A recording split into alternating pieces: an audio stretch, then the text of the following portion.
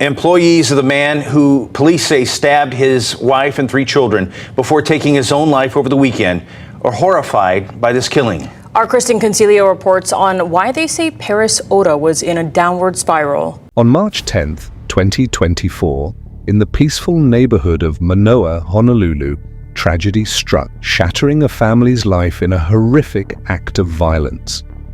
What seemed like an ordinary Sunday morning turned into a nightmare as Paris Oda, a respected chiropractor known for his calm demeanor, was discovered to have killed his wife, Naoko, and their 3 children, Sakurato, Oreo, and Nana, before taking his own life. In the early hours, the unsettling sound of screams was heard by a tenant renting a room in the family's home. As blood seeped ominously beneath her door, she was gripped by fear and fled, eventually leading the police to the scene of this unthinkable crime. It was the deadliest family murder in Honolulu in decades, leaving a community reeling and searching for answers about what could drive a seemingly peaceful father to commit such a tragic act. Oda worked as a chiropractor, helping people with back and neck issues. He had an office near a popular shopping center called Ala Moana Center. If you looked at his social media accounts, you would think he was a calm and peaceful person. However, in 1997, as a teenager on the beautiful island of Kauai, he got into some trouble. He trespassed on someone else's property and faced consequences, but he seemed to learn from his mistake, and the incident was removed from his record after he avoided further trouble. On Sunday morning, March 10th, 2024, the police received a call about screams coming from a house on Wallowa Place. Officers rushed to the Oda family home at 3622 Wallowa Place early that morning. When they arrived at 8:34 a.m., they couldn't find the person who called. The officers knocked on the door, but no one answered. They listened carefully but heard no screams. They even asked a neighbor if they had heard anything, but the neighbor said they hadn't heard a thing. Everything seemed quiet, so the officers thought it might be a false alarm. Little did they know, something terrible had happened to a father accused of murdering his wife and 3 children before taking his own life. To gather more information, the police tried to call the 911 caller back, but they encountered a problem. The caller's phone number was from another country, and the police system couldn't make the call. The police faced a challenge they were trying to solve, which meant they couldn't immediately follow up with the caller. Instead, the officers chose to carefully search the area around the Oda family's home for any signs of trouble. They took notes on their observations and then left the scene. By the time they finished and returned to their patrol car, it was almost 9 a.m. Just 15 minutes later, the 911 caller phoned again, prompting an officer to hurry back to the house in Manoa. When the officer arrived, they found the caller waiting outside. The caller, a woman who rented a room from the Oda family, looked very upset. Her hands shook and her face was pale. She had witnessed something that disturbed her greatly and needed to tell the police about it. I cannot even see him being somebody like that. I promise to God I cannot see him for being one murderer. Taking a deep breath, the tenant started to explain what she had heard, her voice trembling. She had been asleep in her room when screams suddenly woke her up. It was between 2 and 2:30 in the morning, and the screams were loud and frightening. She felt frozen, her heart racing, as the screams grew louder and came closer. They were coming from right outside her door. Terrified, she locked herself in and then saw something that horrified her: blood seeping under her door and spreading across the floor like a dark stain. Feeling trapped, she waited until she couldn't stay inside any longer, then climbed out of her window. When the police officers rushed to the scene, she immediately told them what had happened. They reached the front door, but it was locked and wouldn't open. They saw the unresponsive person through the window and called out, but there was no reply. Officers entered through the back door and found the lifeless male lying in a pool of blood in the hallway. He had stab wounds to his chest and was deceased. Later, he was identified as the suspect, 46-year-old Paris Oda. They were able to see an unresponsive person through the window. They called out to the person but received no answer. Officers entered through the back door and found the unresponsive male laying in blood in the hallway. He had stab wounds to the chest and was deceased. He was later identified as the suspect, 46-year-old Paris Oda. The police entered the house and searched each room for clues. During their search, they discovered Naoko, Sakurato, Orion, and Nana murdered. The police noticed signs of struggle, including cuts on their hands and wrists, which indicated they had tried to defend themselves. They believed the victims likely died from these injuries a few hours after the attack. The police also estimated that the crime happened around 2 or 2:30 in the morning. A tenant reported hearing screams around that time and attempted to call the police. It became clear that Oda had been dealing with financial troubles for a long time. In 2023, he found himself in serious debt, and in February 2024, he confessed to his wife that he hadn't paid taxes in years.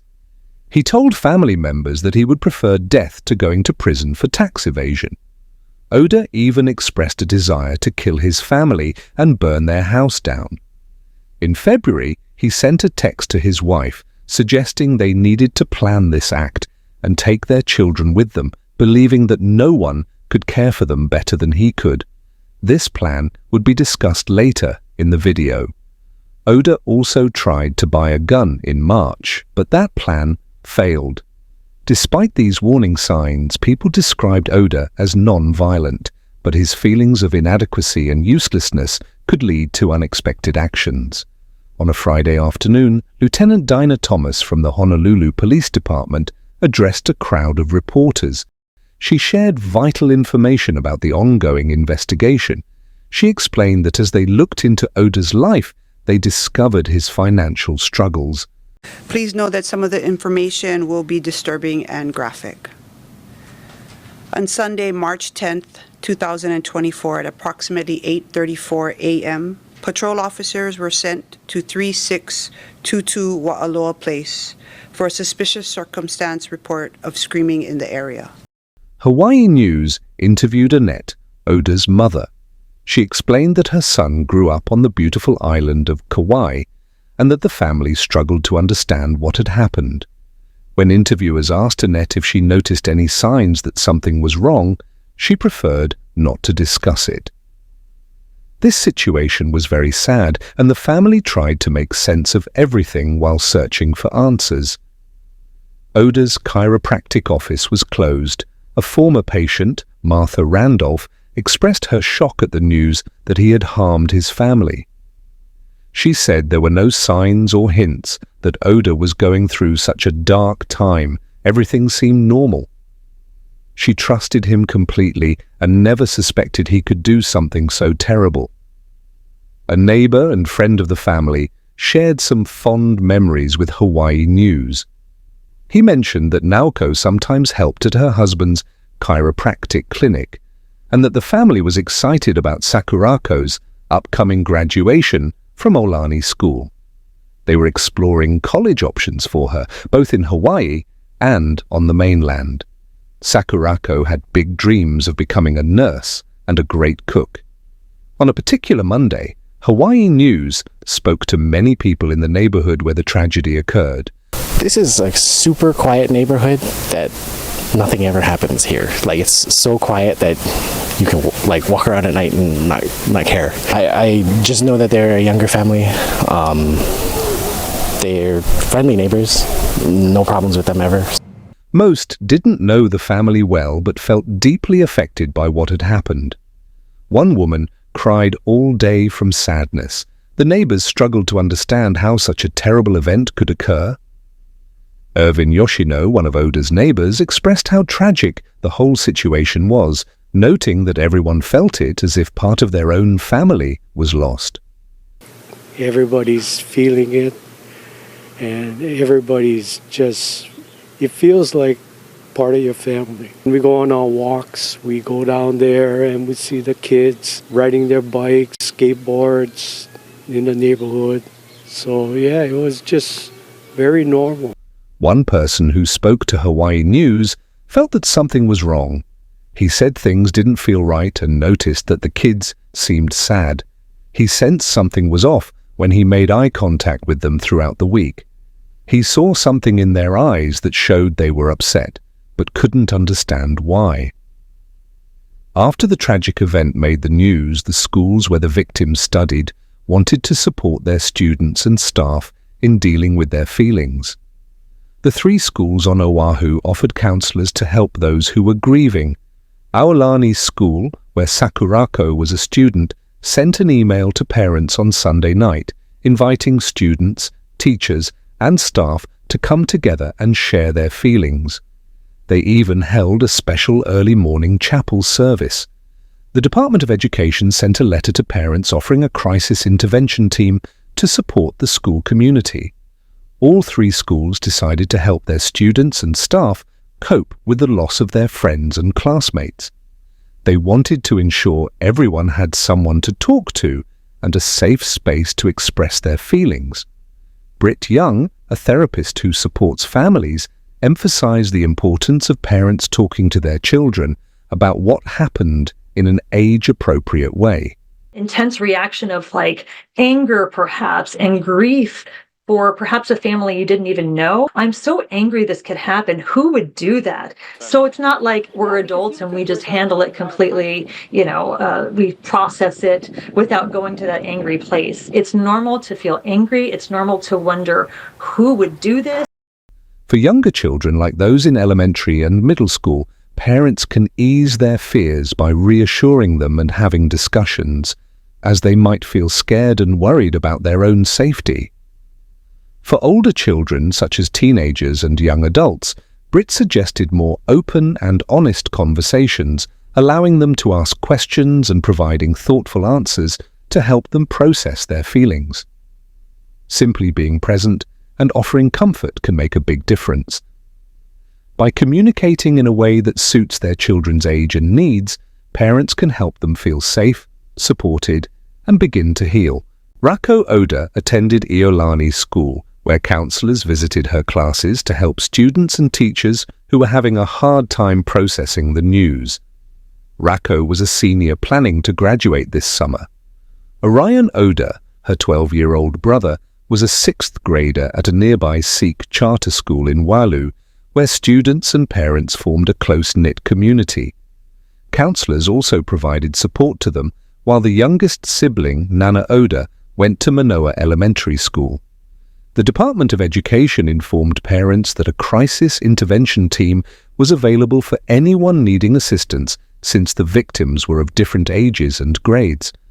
On a Tuesday evening, the Waikiki community came together to mourn the loss of lives taken too soon. Hundreds of people gathered on the lawn of the Waikiki Shell to remember and honor the Oda children, Sakurato, Orion, and Nana. The vigil organizers wanted to create a space for those who knew the Oda family to share their grief and support one another. This gathering allowed classmates, friends, teammates, and teachers to pay tribute to the siblings they cherished. As the night fell in Waikiki, the crowd shared their pain, sorrow, and memories of the Oda children. It was a deeply emotional evening filled with tears and hugs as people comforted one another, sharing stories of how Sakurato, Orion, and Nana had touched their lives. Even after more than 2 weeks since the tragedy, many in the community still struggled to accept what had happened. Matilda Tamasisi, who played soccer with Nana, expressed how hard it was for her to comprehend the events. She mentioned that even seeing a soccer field could trigger sad memories and make her cry again. A GoFundMe page has been created to raise funds for the Oda family's funeral costs. Tara S. Manzano, the eldest daughter of Ota from a previous relationship, and her mother, Annalyn, are leading this effort. They aim to raise $100,000 to cover funeral and legal expenses. The community is rallying to support the Oda family in any way possible. What are your thoughts on this situation? What do you think drives someone to commit such a horrific act against their own family? Share your thoughts in the comments below. Thank you for watching, and we'll see you in our next video.